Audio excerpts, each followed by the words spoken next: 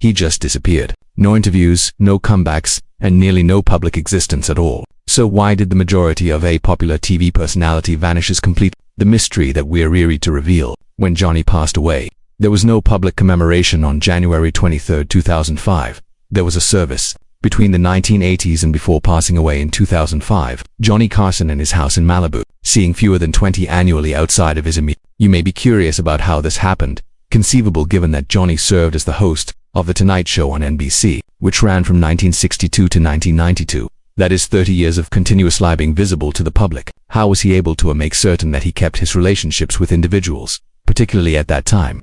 Johnny spoke with more than 7,000 visitors and had completed around 4,531 episodes. It's no surprise that Johnny Carson became the most well-known face on TV, and during the time, he was said to be easily endearing and humorous. However, not this was well known. It wasn't their real Johnny, was it, though? His creator. Something caught Peter Lassalle's attention, unsettling. He understood that Johnny was hiding behind a facade of attractive and Peter observed Johnny change from being a lively, affable man to removing repetitive phrases while missing his home couch. To Johnny, his work as a TV host was merely a job, had to do. Additionally, there was a cause for I'll tell you about this soon. Thus, when the cameras ceased to roll, Johnny was already trying to figure out how to leave the studio and stay away from people. Small conversation. He was unwilling to speak at all, to any member of the team or even Hiskely. Johnny prefers to be by himself, do it instead of solving crossword puzzles. How about speaking with fans? It was a long shot. Johnny was adamant about stay away from those. He told NBC to make a secret escape for himself. He would come back every night,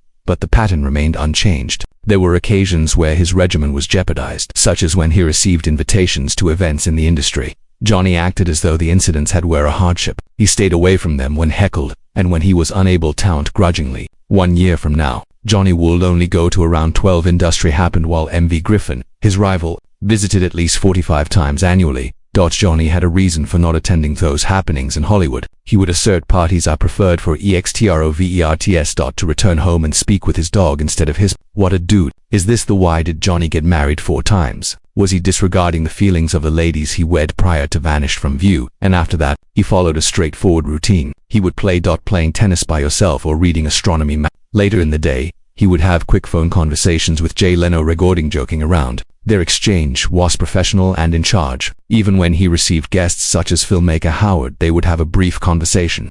Smith prior to Johnny requesting that they remain silent and observe the stars. Johnny Smith said was happy. However, was that satisfaction, or did Johnny's history continue to haunt him, even in his latter days of life? What history does Johnny have? You'll observe what we mean shortly. At night, Johnny never left home to eat, but it wasn't like he did not receive dinner invitations outside his house. His 4th spouse, according to Alexis Mass, they had a peaceful dinners only family members are allowed. She asserted that Johnny flourished in such quiet. Was he being self-centered, or did he really? Instead of speaking to her, Johnny would rather read, play tennis by themselves, or simply observe the sea. Johnny was also centered on himself rather than the requirements of his spouse and those in his vicinity. However, Johnny was a philanthropist as well. Written out in private and without any fanfare. Checks totaling millions of dollars to charity causes to people you don't know. Butho, this same man, could scarcely offer his wife's attention. However, it wasn't only the high, also did this with the ladies he married. As you will see that it's not actually, it was unexpected that Johnny ended up this way. Manner. He wasn't like that when he was younger. Other children, while local kids chased each other while playing baseball, he stayed through cornfields in Iowa, reading comics or honing cards and cited techniques from a magic kit he'd ordered via mail. Pleaded for. At 14, he typically felt anxiety that made my stomach clench. Prior to interacting with others, it was so unfortunately when visitors arrived, he would hide behind the upright person of his family. Piano. He would occasionally hide in the shuffle playing cards in shadows. Also stay away from visitors. He was forced to, since if he become too well known and wasn't flawless, he might run into problems. Ruth, his mother, required excellence from him and his, but she didn't believe John would be able to do anything new. Consider allowing a child to feel as if they are insufficient. She even believed that Johnny would always be a boy. Dirty and grime didn't appeal to her. Consider that Ruth was brutal. She didn't behave like a grumpy commander but yet like a mother of a battleship. That affection was a money in her family, and she was sparse with it. Warmth and complimentship to be merited. Even after he turned into prosperous as a late-night television presenter, according to some stories, she made fun of. Are these reports accurate? Does she despise her own son? When Johnny received, he worked on his cards, family members' entertainment abolishing card tricks. He would go with them. And requested that they select a card. Subsequently chose to perform in front of individuals in spite of their shyness. His mum helped him and created a cape for his initial appearance before then a boyhood Kiwanis group. Finally, he appeared as the legendary Carson Sony at a young age. 14 and received $3 per show. Johnny came to a realization. The audience adored him. He felt a different kind of warmth. From the strain he experienced from his... In October, his mother passed away. He didn't grieve her in 1985, when he was 80-4. Rather, he informed his buddies that the evil witch has passed away. Johnny's declined to go to the funeral, however, but what transpired next broke his thoughts on his mother. Within her art home, Johnny discovered something. It pivoted discovered that within her house, she maintained a big box containing the clippings from his professional life. Each and every piece, each evaluate, each mention. The female who never shown love to him had been his biggest admirer ever, gathering proof of his covert success. That box was taken by Johnny, who kept it in his for the rest of his life. His bedroom closet. Did he feel bad about missing his mother's burial? Was it possible for him to pardon her for his youth then? Residency in Saka problematic set in ruin Johnny's understanding of humans. He'd prefer stay away from them than make a muddle of communication and receive a reprimand. However, Johnny secretly wished for love. He delighted in the attention he received from doing card tricks for others. He made the decision to his dream was to become a magician. A few reports report that his mother cruelly dissuaded him. These reports could not be accurate due to concealed the big box we discussed previously that included excerpts from publications concerning him. Did she deter him? Initially, just to alter your mind afterwards. Alternatively, she might have opposed him becoming a magician and was content with everything. Otherwise, the time he spent in the USH he learned something about the Navy. In fact, he could. In the Navy, Johnny shown his capacity to participate in and prevail in physical warfare. He served in the Navy as an amateur boxer, and he only lost one of his 16 bouts. So, James V, the U.S. Secretary of the Navy, Forestio inquired if he would like to stay with the Navy, but Johnny declined, and declared his desire to become a magician. Rather, Forrestal had to be... He thus requested that Johnny put on a show for him. However, Johnny had aspirations beyond becoming a magician. He was capable of it. Johnny was able to entertain and amuse Forrestal. After that encounter, Johnny came to the realization that if he could amuse and entertain someone as irritable and astute as could amuse everyone, Forrestal... Then he decided something. He had no intention of no longer to be a magician. He was leaving to write comedies. In order to do this, during his time at the University of in 1946, he majored in Nebraska. Composing comedies would enable them to amuse without actually engaging with others. But after several months in his program, Johnny changed classes in acting and speaking. Why the change of heart? Johnny had no desire to no longer compose comedies. He concluded that he was intending to perform on radio instead.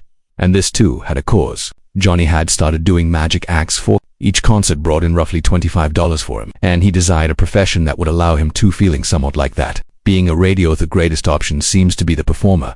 He finished college in 1949, but he would never perform on radio, but his collegiate education prepared him for the person he would become, a host on television. Additionally, after failing and not, Johnny gave up and eventually received his show. In 1962 on NBC. With someone who was introverted and shy side to host late-night television. Recall his peculiar view of love, because he received the affection and tenderness he had received as a child from viewers. Johnny became enamored. However, there was an issue. He couldn't or unwilling to attempt obtaining such affection from the women he wed. He didn't even check his 3 sons by his side for it. First union, the same as his mother according to him. Johnny gave his sons Acom, aloof indifference. How depressing. Johnny turned to become what but it wasn't because he had no regard for them. That even Johnny has several reasons for not wanting to appear in public. Stay put and observe it, we mean. There was an additional explanation. Johnny decided to date a television personality. The Bet Tonight show's format permitted for Johnny to appear as thou communication. The show was his counselling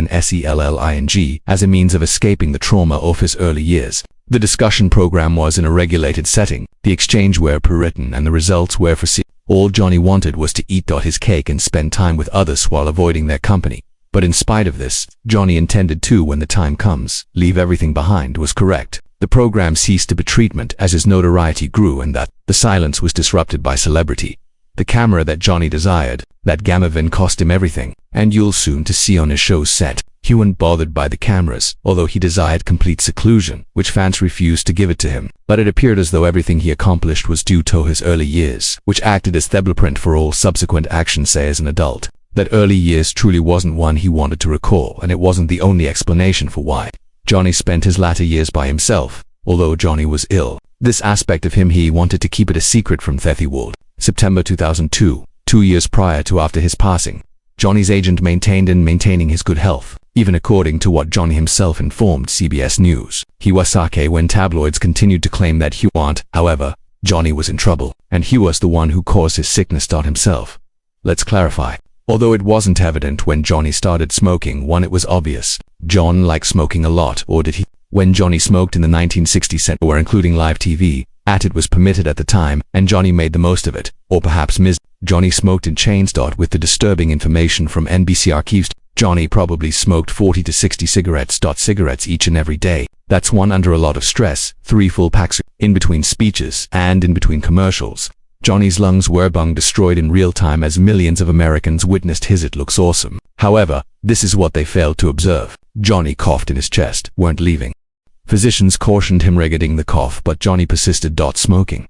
Not because he didn't want as well. He was unable to. He had an addiction and was too embarrassed to acknowledge it. He even told loved ones in private that he was dying of smokes. However, he kept smoking cigarettes throughout the day, as soon as he could. He felt bad about smoking a cigarette. And in the late 1970s, he acknowledged that he ought to have received assistance. If he did, perhaps he would be alive today. Johnny started to develop holes in his lungs and lost the ability to take oxygen in the manner they should. However, he continued smoking and continued to perform as the body cried out for help. Why would someone so smart would overlook such clear danger? Johnny's lung capacity kept decreasing, and eventually it was 60%. It got harder to work. For him, overcrowded rooms turned into oppressive to both him and the king of witned quick reactions.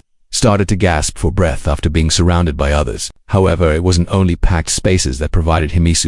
The stairs turned against him, and elevators were oppressive. Something was gravely incorrect. Then, in 1991, it was no longer possible to disregard danger.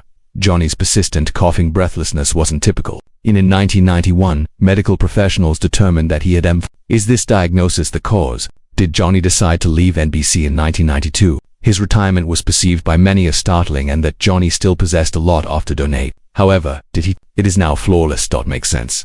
Johnny was running away prior to his national broadcast. The body gave out. Prior to America witnessing him struggle for breath, in between lines. The emphysema compelled he must decide between retiring with dignity or shame in public by coking. Johnny despised being noticed. Breathing heavily. It might be a component of why he even stayed away from those Hollywood parties. He had no desire to be in a crowd and watch his response. Violently. Retirement sounded wonderful. Then, sadly, it was already too late. By 1993, the 100-yard walk caused a shortening of breath so bad that he would have to pause and get better. His lung capacity kept increasing. Decrease, reaching between 35 and 40% by 2004. The majority of those at that level need extra oxygen simply to sit erect. However, Johnny, there were rumors that he turned down more oxygen. Some even claimed that he continued to smoke. What is Johnny thinking? He even had a horrible event that ought to have motivated Jim in 1995 to give up smoking. But Johnny continuing, most likely as a result of his addiction as well as his dislike of perceived as being weak. Is this an automatic reaction to the type of did he have a childhood? Thus, despite his deteriorating condition, Johnny continued to. He seemed to be doing well. However, from 1999 till 2002, he was admitted to the hospital due to heart attacks and complications from pneumonia, and it got worse. By 2004, Johnny needed round-the-clock oxygen treatment. That means constant in his nostrils, ongoing consciousness of his mortality, ongoing restrictions on motion, each action. Johnny, who insisted that he went ill and acknowledged that he was on Beirut time. And on January 23rd, that time was up in 2005 at CEDA. He passed away. Los Angeles' Sinai Medical Center of respiratory failure brought on by he hated smoking, which he liked but murdered him in the end. But it might be that Johnny had lost interest in living a long time before then and merely desireth illness that would kill him. Perhaps this was why. Didn't he use oxygen when it was available? Who have been advantageous to him? Johnny had endured hardship. Several losses during his life. Those losses might have given the impression that life was a chore, instead of something that he would have fun. When Johnny got married, his college John Walcott, my beloved, 1949, there is nothing better than life. They possessed 3 sons collectively, Rick, Christopher, and then came notoriety. However, notoriety came with an additional item, destruction. The marriage ended after 14 years. Johnny admitted that he cheated as the cause on his spouse and had a fixation on his. But here's the saddest part. The divorce was more than just a marriage ending. It widened the distance between Johnny and his boys. Johnny failed to fill the gap. Since his first marriage was similar to ultimately, Johnny wed Joanne Copeland, in a beautiful model. He made no effort to learn. Due to the errors he made in his initial, perhaps his marriage would have Joanne wouldn't have finished after 9 o'clock years. Joanne charged Johnny with both workaholism and emotional neglect. There his divorce cost him money and was made public. $500,000. The cost seemed high.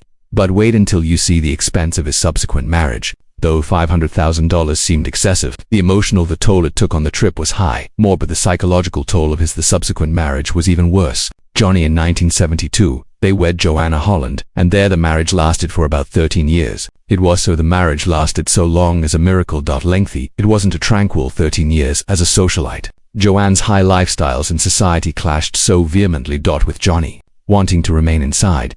When they divorced, it almost caused Johnny to become financially insolvent, and on an emotional level, him and Joanna battled over a settlement of $20 million. Additionally, in 1985, more than $20.50 had been lost by Johnny Carson. Million to settlements for divorce. However, Johnny married again, but this time had discovered that turmoil wasn't his style. He therefore kept things straightforward, and in 1987 he had a wife who was ferocious like Fintian, the total opposite of his former spouses. She was 26 years old as well, younger than him. He didn't precisely learn as well. He would play tennis or read. Instead of speaking with her. Maybe he wanted but was unable to do so, since in 1991 everything was different. That event motivated Johnny's innermost thoughts. In June in Sucos, California, on 21st, 1991, it appeared that Carson had drove away their cliff on a small street. His democide broke Johnny, who bore the blame of his distance from his boys. For Johnny grieved for weeks, but he never received over Rick's death. Regretfully, the losses have not yet been incurred. In 1995, Johnny's oldest son, Christopher, passed away, developed lung cancer at the age of 45 because, like his father, he was a hefty How do you interpret that? How do every day when you wake up, you exemplified the conduct that led to your... What's worse, Johnny and his final sons were so distant that they hardly ever say. A lifetime of notoriety that brought of everything but the one item that he... Real personal interaction. Johnny constantly bemoaned the meaning of everything. Had when two of his sons died before him. What's the purpose of this? He would ask his loved ones. In fact, what's the point?